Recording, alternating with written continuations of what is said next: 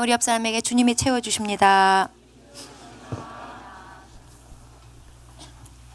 자, 오늘 말씀 룻기 4장 1절부터 12절까지입니다. 저랑 한 절씩 읽도록 하겠습니다. 보아스가 성문으로 올라가서 거기 앉아있더니 마침 보아스가 말하던 기업 물을 자가 지나가는지라. 보아스가 그에게 이르되 아무개여 이리로 와서 앉으라 하니 그가 와서 앉으매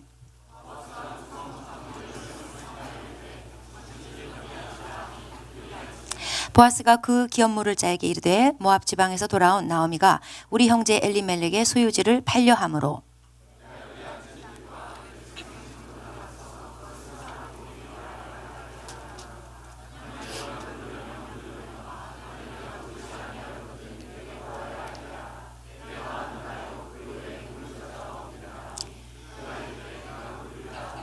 보아스가 이르되 내가 나오미의 손에서 그 밭을 사는 날에 곧 죽은 자의 아내 모압 여인 룻에게서 사서 그 죽은 자의 기업을 그의 이름으로 세워야 할지니라 하니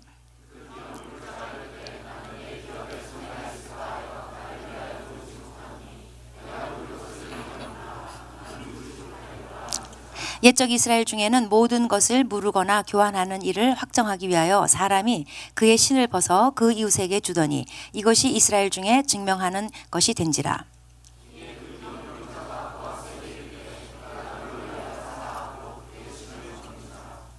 보아스가 장로들과 모든 백성에게 이르되 내가 엘리멜렉과 기럯과 말론에게 있던 모든 것을 나오미의 손에서 산 이래 너희가 오늘 증인이 되었고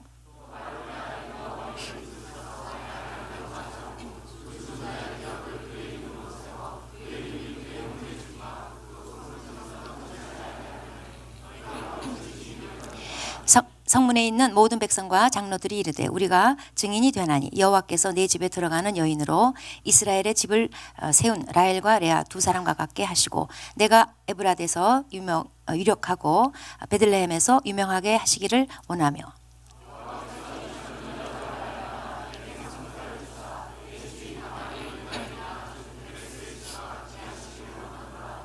네. 보아스가 룻과 결혼을 하기 위해서 법적 절차를 밟는다는 내용입니다. 이 룻과 결혼은 일반 보통 결혼이 아니라 좀 상황이 특수합니다. 이 룻은 과부 시어머니를 두고 있고 본인도 젊은 과부고 또 가진 것을 다 잃어버리고 어찌된 연유인지 밭이 남았는데 그건 이제 남의 손에 넘어가는 상황입니다. 이런 경우에 적용되는 이스라엘의 특별한 법 두 개가 있었습니다. 친척이 그 딱한 그 친척의 사정을 그 긍휼을 베풀어서 땅도 사준다든가 아니면 그 미망인에게 장가들어서 결혼을 해서 그 집에 대가 끊어지지 않고 이어지게 해준다든가 하는 그런 특별한 특이한 법이 있었습니다. 네, 이 친척이라는 것은 가까운 순서대로 친척 순서대로 하고 그다음에 재산이 있어야 되겠고 그리고 그렇게 해야 되겠다 하겠다는 의지가 있어야 이제 가능한 얘기겠죠. 그 이제 보아스가 룻과 결혼해줘서 이 모든 문제를 떠안으려고 이제 결심을 했습니다. 그런데 이제 법적으로 자기보다 더 가까운 친척 한 명이 있기 때문에 그 더 가까운 친족에게 의사를 확실하게 물어보고 그가 이제 안 하겠다 그러면 이순위인 자기가 그걸 감당하기로 했어요. 그러니까 굉장히 선한 일이지만 뒤에서 몰래 그냥 얼렁뚱땅 하는 그런 방식이 아니라 이거를 정당하게 법적 절차를 밟아서 제가 하겠다 이런 얘기입니다. 그래서 이제 보아스가 성문으로 갔어요. 당시의 성문이라는 거는 그 성읍의 센터예요. 그래서 거기서 상거래가 이루어지고 재판도 이루어지고 하여튼 거기가 중심입니다. 이제 거기에 이제 앉아 있어요. 그 첫 번째 1순위 친척이 이제 지나갈까 싶어서 거기 이제 앉아 있게 됐습니다. 이 성문은 남대문 같은 성문이 아니에요.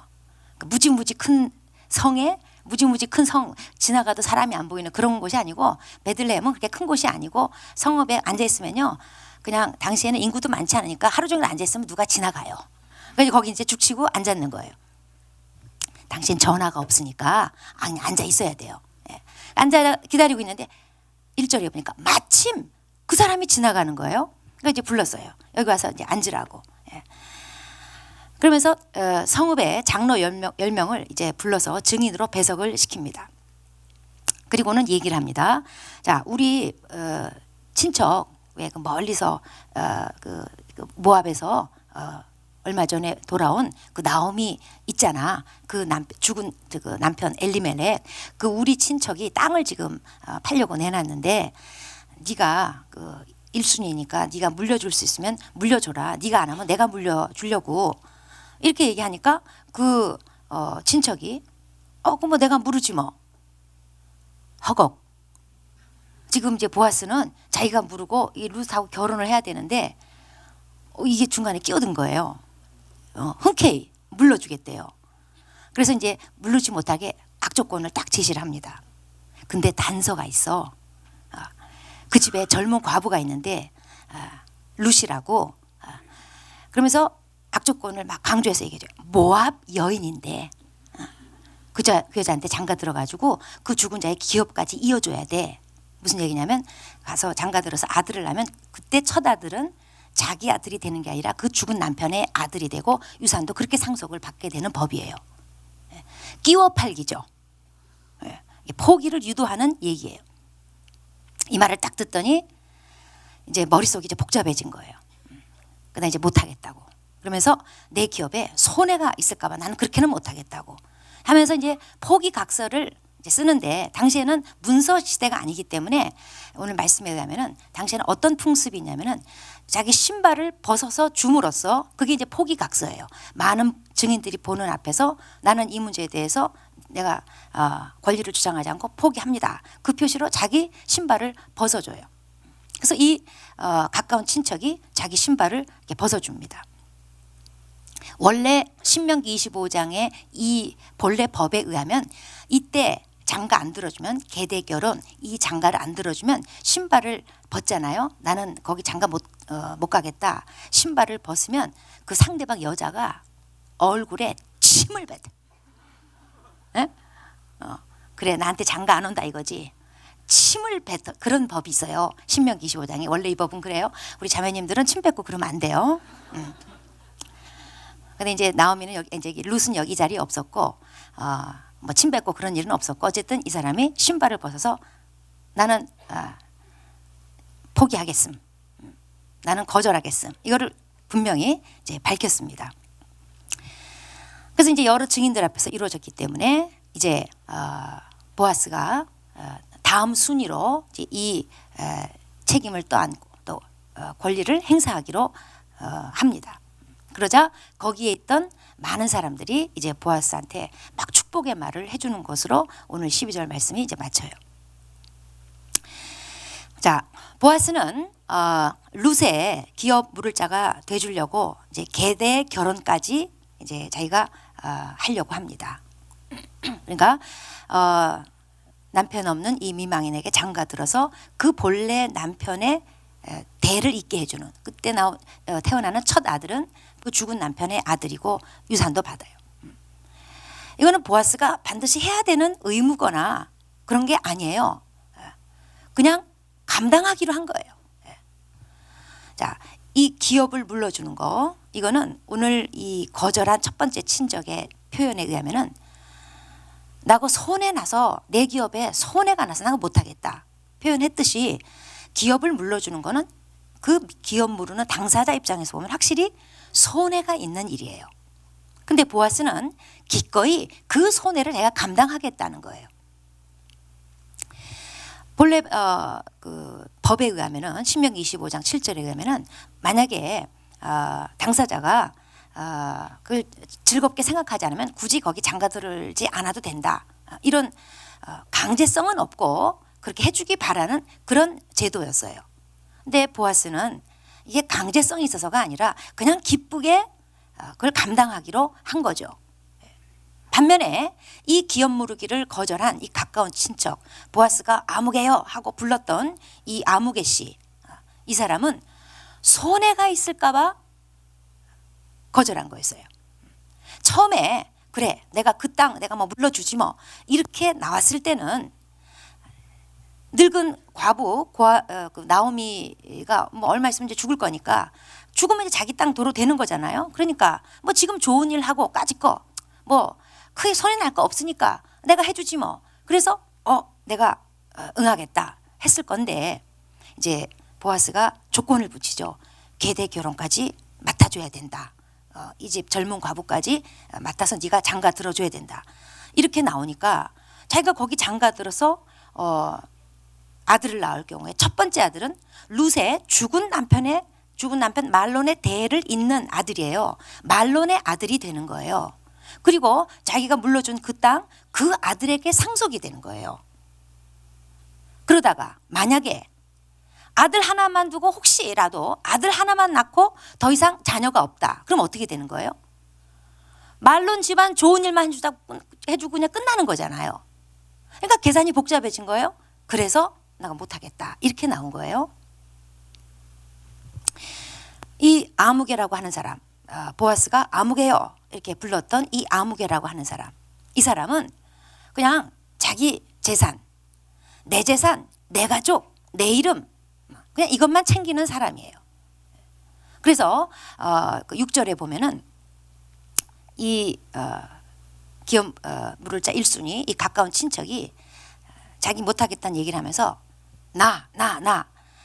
나는 내 기업에 손해가 있을까 하여 나는 못하겠다. 이게 5번이나 나 계속 그냥 전부 다 나예요. 자, 이 아무개라는 사람은 내 이름이 중요하지 거기 장가 들어가지고 그 죽은 남편의 이름을 잊게 해주는 그의 이름 따위에는 관심이 없어요. 나 살기도 바쁜데 내 친척 이름 내 친척 가문의 대를 이어주고 난 그런 건 못하겠다 그겁니다. 그런데 내 이름 지키는 일에만 지금 급급했던 내 이름 지키는 일이 중요했던 이 첫 번째 가까운 친척의 이름 그 사람의 이름은 어떻게 됐나요? 이 룻기에는 이 룻기라는 무대에는요 그 사람 이름이 안 나와요. 그냥 아무개예요. 성이 아시라는 뜻이 아니에요. 그냥 아무개요. 그냥 그 사람이에요. 그 사람의 이름은 남질 않아요. 자, 보아스가 1절에 그 사람을 그 사람한테 아무개요 이렇게 불렀다는 뜻이 아니죠. 이름을 불렀을 거예요. 그런데 룻기 저자가 그 사람 이름 생략해버리고 그 이름 대신에 그냥 아무개라고 표기한 거예요. 그 사람은 자기 이름에만 관심이 있었지 뭐 자기 친척의 이름에 대를 잇고 뭐 이런 거는 그것까지는 자기가 못하겠어요. 그런 사람의 이름은 룻기에서 저자가 그냥 끊어버렸어요.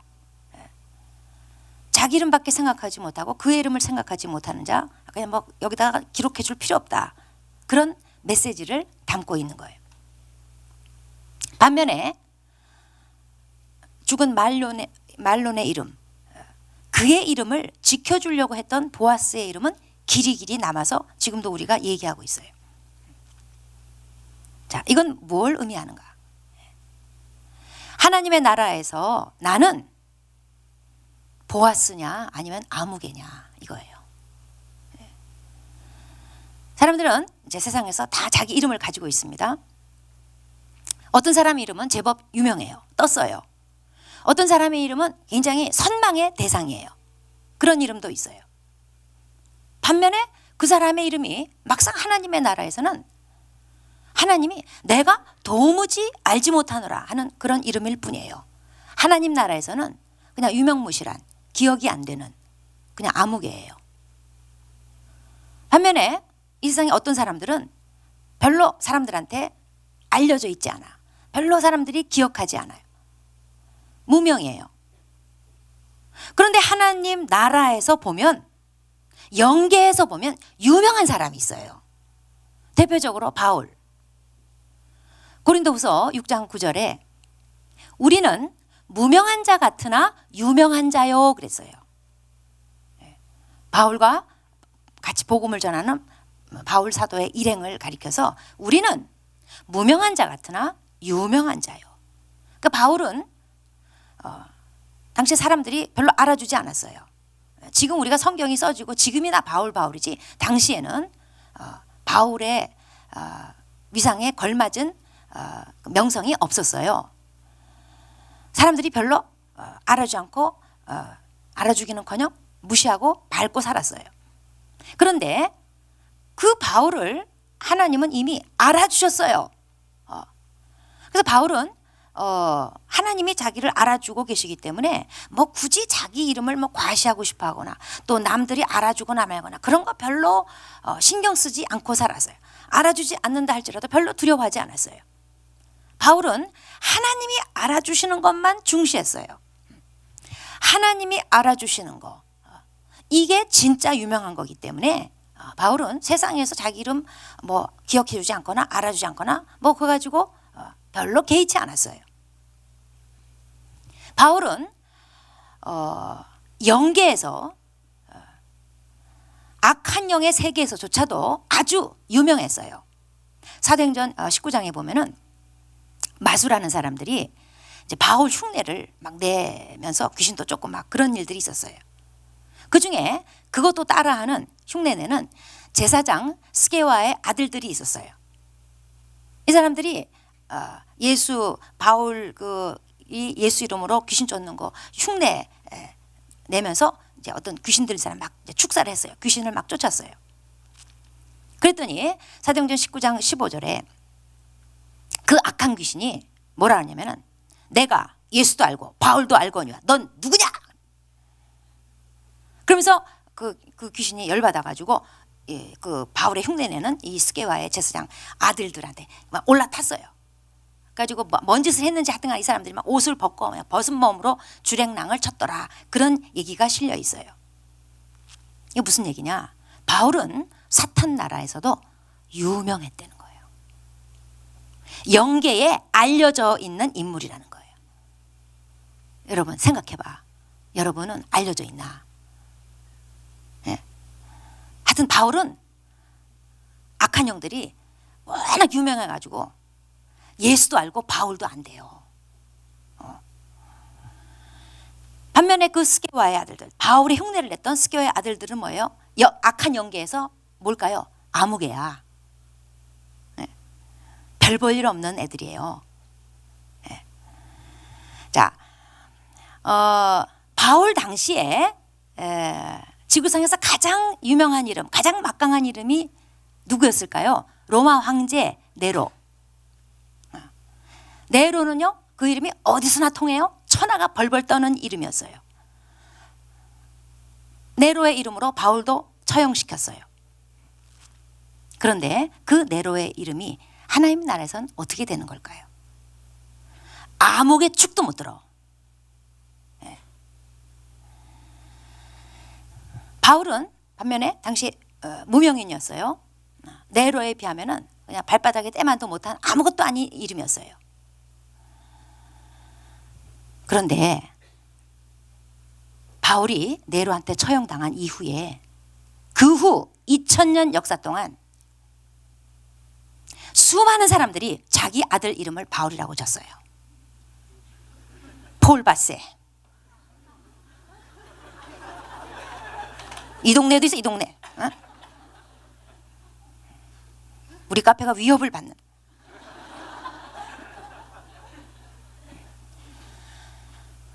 우바울.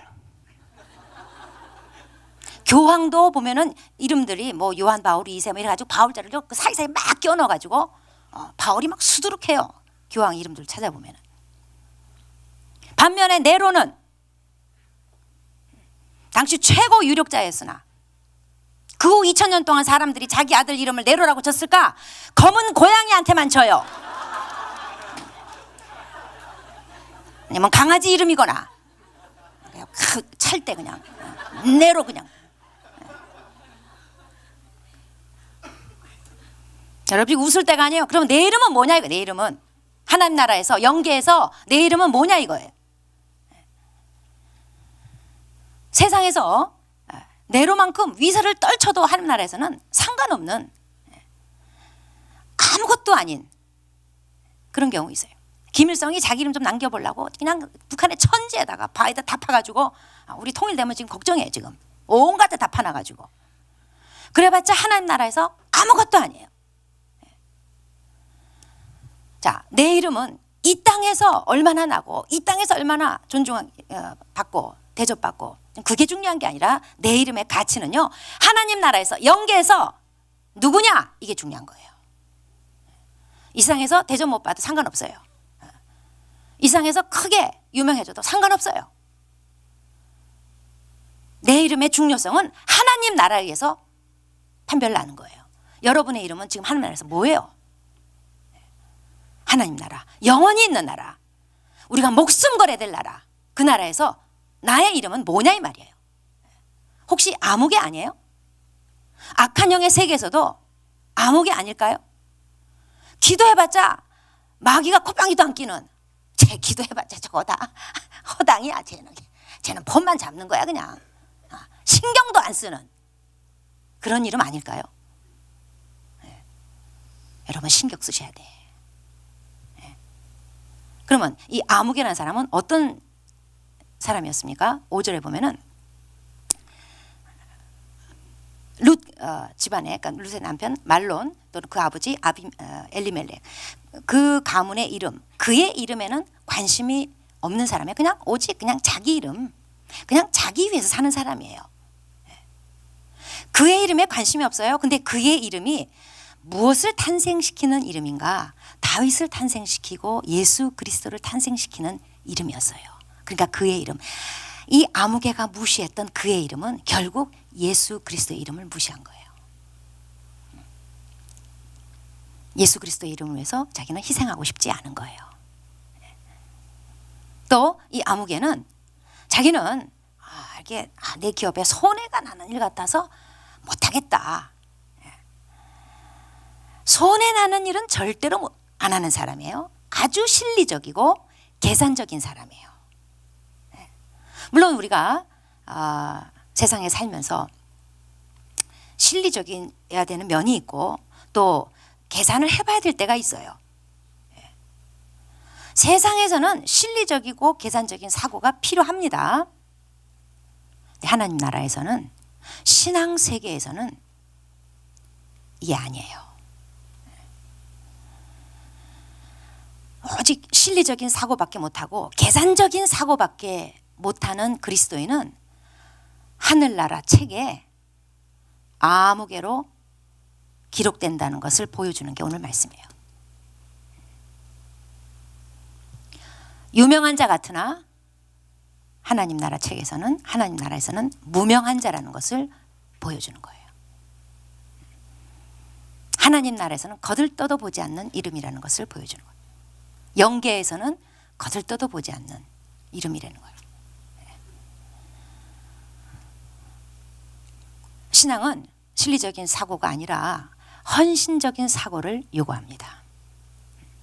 그래서 이 헌신적인 사고로 전환이 안 되면 그 사람은 신앙생활 제대로 할 수가 없어요. 룻기는 하나님이 이 헌신적인 사고를 한 사람에게 복을 주셨다, 그 얘기예요. 이 앞에 그 나오미의 두 며느리 오르바하고 룻 얘기가 나왔어요. 그 다음에 지금은 아무개가 나오고 보아스가 나와요. 자, 오르바, 아무개, 이 두 사람은요, 지금 이제 역사에서 사라지지만 크게 잘못한 거 없어요. 뭐 죄를 진 거 없어요. 위법한 거 없습니다. 다만 그냥 상식선에서 실리적인 사고를 한 사람이에요. 이 사람들 뭐 잘못했어요? 잘못한 거 없어요. 죄 진 거 없어요. 그냥 실리적인 사고, 계산적인 사고 했을 뿐이에요. 반면에 룻 그리고 보아스, 자, 룻은 자기 자신보다 자기 시어머니를 더 생각했어요. 자기에게 시어머니가 필요한 것보다 시어머니에게 자기가 더 필요하다고 생각했어요. 그래서 자기 조국을 버리고 기꺼이 시어머니를 쫓아서 여호와 하나님을 받아들이고 시어머니 고향으로 돌아왔어요. 그리고 이삭 주워다가 먹이면서 섬기기로 했어요. 희생적 사고예요. 결혼도 젊은 사람 아무나 재혼할 수도 있는 거예요. 그런데 굳이 늙은 자라 할지라도 계대 결혼, 보아스랑 결혼하려고 했던 이유는 계대 결혼을 해야 남편 이름을 이어줄 수 있기 때문에 젊은 사람하고 하지 않고 친족 나이 많은 늙은 보아스랑 하기로 한 거예요. 희생적인 사고예요. 또 보아스도 죽은 친척의 대를 이어주는 계대결혼, 보통 남자들은 생각하기 어려운 계대결혼을 기꺼이 해주고자 했어요. 희생적인 사고예요. 룻과 보아스, 이 희생적인 사고를 한 두 사람을 통해서 구원의 조상인 다윗이 태어나고 예수 그리스도가 태어난 거예요. 이 아무개라는 사람은 그저 역사에 남긴 거는 신발 한 짝, 자기 이름조차도 성경에 남기지 못했어요.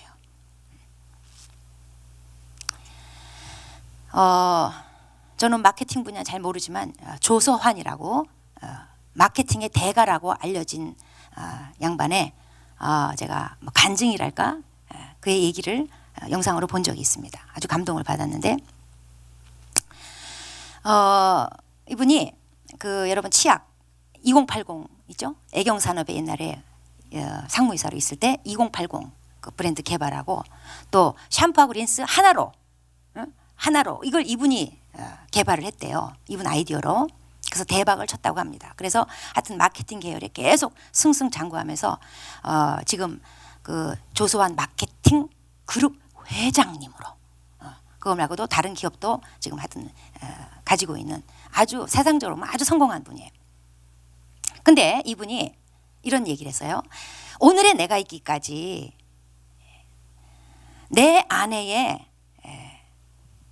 헌신을 빼고는 얘기할 수 없다. 내 아내의 공로다. 그런 얘기를 했는데 무슨 얘기냐면 옛날에 육군 소위로 인간을 했는데 부하 실수로 수류탄이 터져가지고 오른팔이 날아갔어요.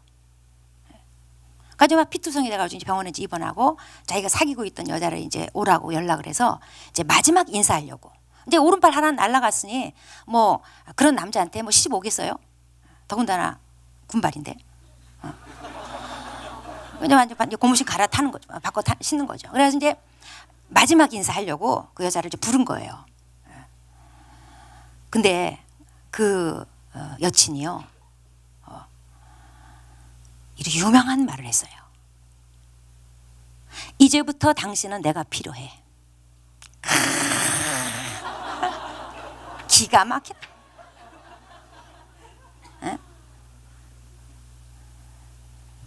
어떻게 사고가 이럴까?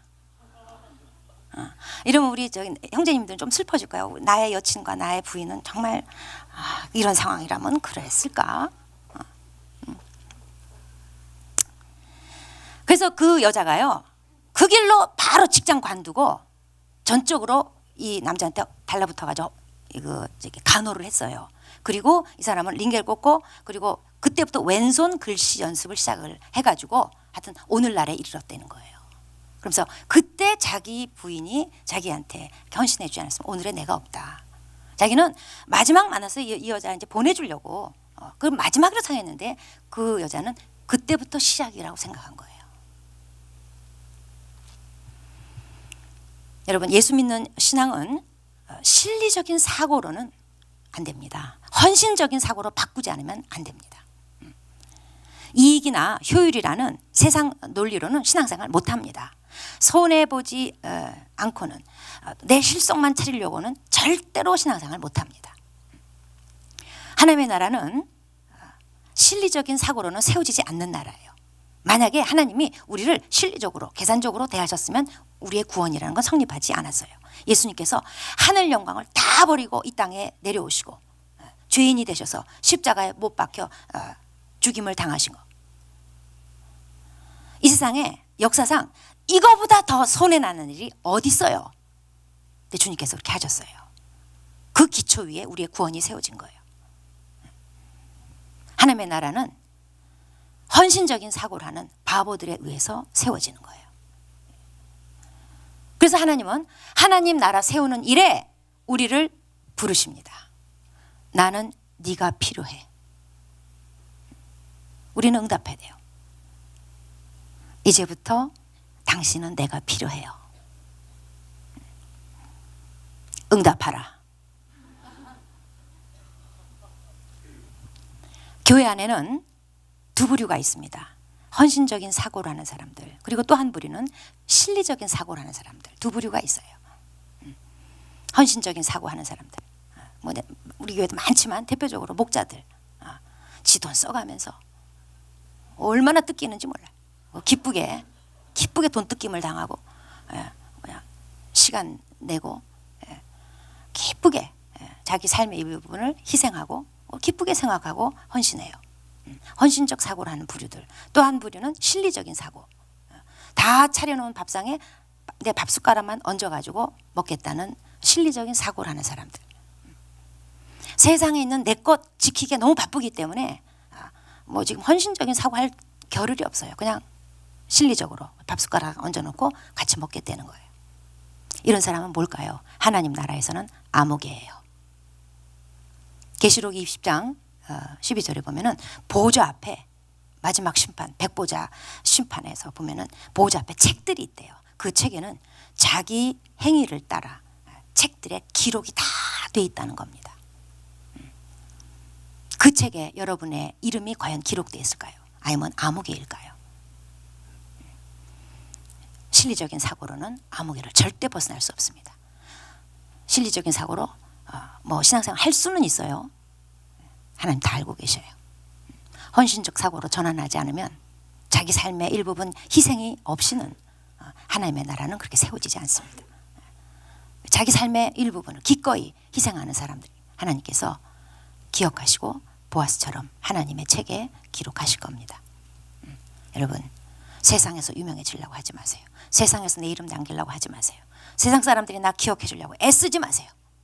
그거 중요한 거 아니에요. 그러나 하나님 나라에서 내 이름이 기억되고 내 이름이 기록되는 것은 너무나 중요해요. 이거는 영원히 가는 거기 때문에 여기에 목숨 걸어야지 돼요. 그러자니 우리의 사고를 실리적 사고에서 헌신적 사고로 바꿔야 됩니다. 네, 기도하겠습니다.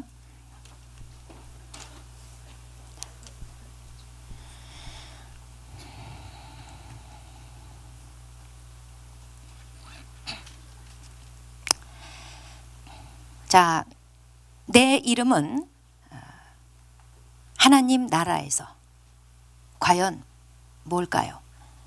영계에서 내 이름을 대면 사탄에게 과연 뭘까요?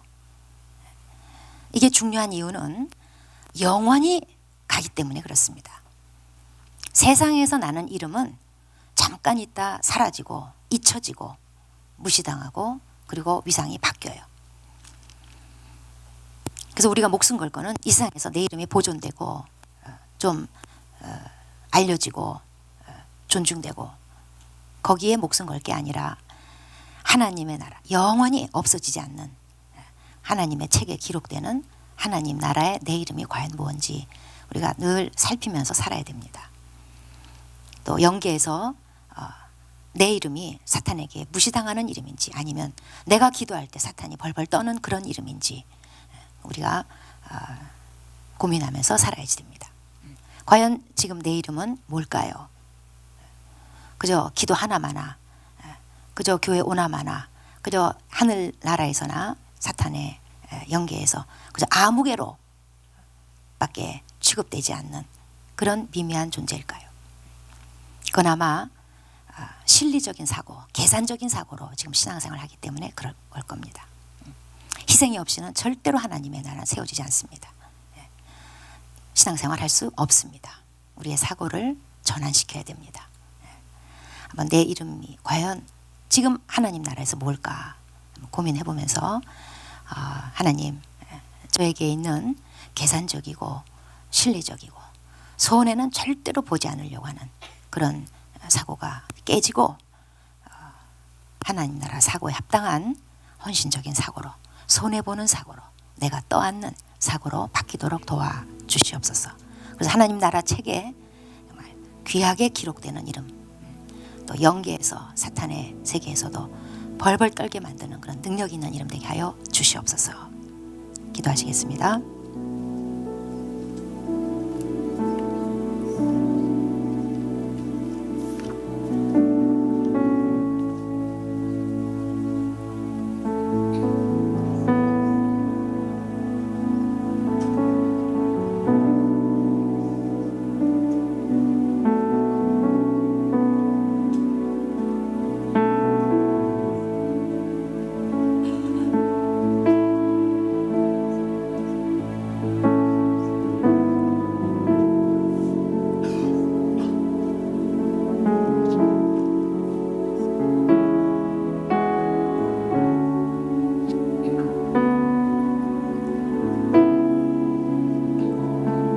하나님 아버지, 자기 이름밖에 몰랐던 이 기업 물을 자 이 사람의 이름은 결국 성경에 아무개로 끝나고 말았습니다. 역사 속에 신발만 하나 남기고 사라지고 말았습니다. 주님, 내 것을 지키고 내 가족을 지키고 내 이름을 지키고 내 명예를 지키고 내 재산을 지키려고 아둥바둥하는 그런 삶의 결국이 무엇인지 오늘 우리에게 말씀으로 보여주셨습니다. 주님, 우리는 구원받고 하나님 나라에 속해서 하나님을 섬기는 자로 살아갑니다. 주님, 하나님의 나라는 이런 실리적인 사고로는, 계산적인 사고로는 절대로 세워질 수 없고 우리의 신앙생활조차도 영위할 수 없음을 다시 한번 깨닫게 됩니다. 주님, 세상에 길들여진 우리의 사고방식이 깨지게 도와주십시오. 실리적이고 계산적이고 손해는 절대로 보지 않으려고 하는 자기 중심적인 생각들이 깨지게 도와주십시오. 하나님의 나라를 위해서 기꺼이 내 삶에 어떤 부분들이 깨지고 그리고 손해가 나고 희생하게 되는 그것을 기쁘게 여기고 기쁘게 감당할 수 있도록 도와주십시오. 그래서 하나님 나라 책에 그 행한 모든 것들이 아름답게 영구히 기록되고 하나님 앞에 칭찬과 상급이 있는 삶이 되게 하여 주시옵소서. 예수님 이름으로 기도합니다.